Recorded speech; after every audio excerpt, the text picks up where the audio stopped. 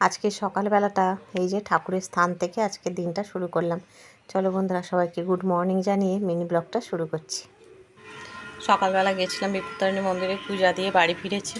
সকালে আবহাওয়াটা বেশ সুন্দর ছিল, আর এই যে মানে টিপ পরেছিলাম, একটু ঘেঁটে গেছে আর কি। তো আমি রাজপুরে গেছিলাম সকালবেলায়, মানে ওই 4:45টার দিকে উঠে স্নান টান করে চলে গিয়েছিলাম। বাড়ি ফিরলাম 7টার সময়। আর তারপরে তখন বৃষ্টি হয়নি, এখন দেখো বাইরে বৃষ্টি হচ্ছে। পূজাটা দেওয়া হয়ে গেল, মনটা খুব শান্তি। ঘরের পূজাও দিলাম, মেয়ে পড়তে বসেছে বাবার কাছে। এখন একটু ওই ঘরে হচ্ছে একটু লুচি তরকারি করবো, আলুর তরকারি প্লেন আর লুচি। চলো বাইরের আবহাওয়াটা দেখিয়ে দিই তোমাদের।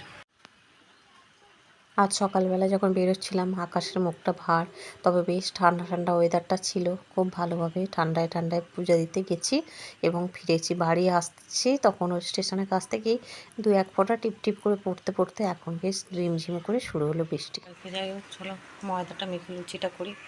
আর সাবু এনে রেখে রাখলো হাজব্যান্ড, অরূপের দোকান থেকে সাবু আনলো। সাবু ভেজানো খাবো আমি, দুধ সাবু। আর ওদের হচ্ছে লুচি টুচি করে দিই, টিফিনে খাওয়ার জন্য 9টা বাজতে যায়। চলো 9টা বাজে, ঝটপট করে নিই।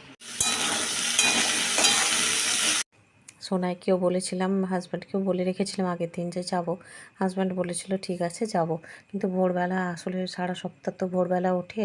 আর আজকের দিন মানে আজকে মানে অফিস যেতে হবে কিনা তারও ঠিক নেই। তো সেই জন্য হাজব্যান্ড সকালবেলা উঠে বললো আমি যাব না, তুমি যাও। তো ভোরবেলা যখন ডেকেছিলাম আর কি, যাই হোক আমি একাই চলে গিয়েছিলাম। আর সোনাইও ঘুমাচ্ছিল, তো সোনাইয়েরও তো ভোরবেলা উঠে আজকে ছুটি আছে সোনাই, তাই একটু লেট করেই উঠেছিল, ওই 6:30 দিকে উঠেছিল। সোনাই উঠেছে, তার একটুক্ষণ পরেই আমি চলে এসেছি, আধ ঘন্টাখানেক পরে। এসে চা বিস্কিট দিলাম, জল খাইয়ে চা বিস্কিট দিলাম।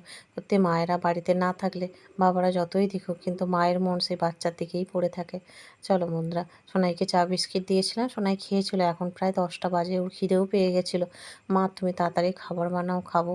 তো 10টা বাজে, এখন এই যে লুচি তরকারি ও একাই খাবে, আমি আর বরমশাই একসাথে বসে সবাই মিলে খাবো। তো দেখো এই যে আমি রেশনে গিয়েছিলাম, আবার এসে টিফিন করে ঘরের পূজা টুজা সেরে আবার চলে গেছিলাম রেশনে। আজকে রেশনটা অনেকটা হালকা ছিল, তো গেছিলাম। তখন সোনাই দেখো এই যে এই ড্রেসটা পরে আর এই যে নাচের ভিডিও বানিয়েছিল, জানো বরমশাই বাড়িতে ছিল, তো দুজনেই রেশনটা ধরে নিয়েছিলাম। আর তো বরমশাইরও আজকে শরীরটা বলে যে যেন কীরকম গা ম্যাচ ম্যাচে ভাব। আর তো যাই হোক, দুজনে মিলে আসলাম। বরমশাই আবার আমার জন্য একটু কাঁঠাল কিনে এনেছে। তো বললাম যে কিনতে হবে না, তাও বললো না তুমি তো আমটাম খাবে না, কাঁঠাল খাবে, কলা খাবে, এগুলো খেও। তো কাঁঠাল এনে দিয়েছে। বাজারে গিয়েছিলাম কখন আর কি। আর এখন নিচের প্রচণ্ড ঘাস হয়েছে না, বর্ষার সময় তো একটু পরিষ্কার করে নিচ্ছে, স্নান করবে এবার, সেই জন্য এখানে খাইয়ে দিচ্ছে। আর খাওয়াতে খাওয়াতে তোমাদের কাছ থেকে বিদায়।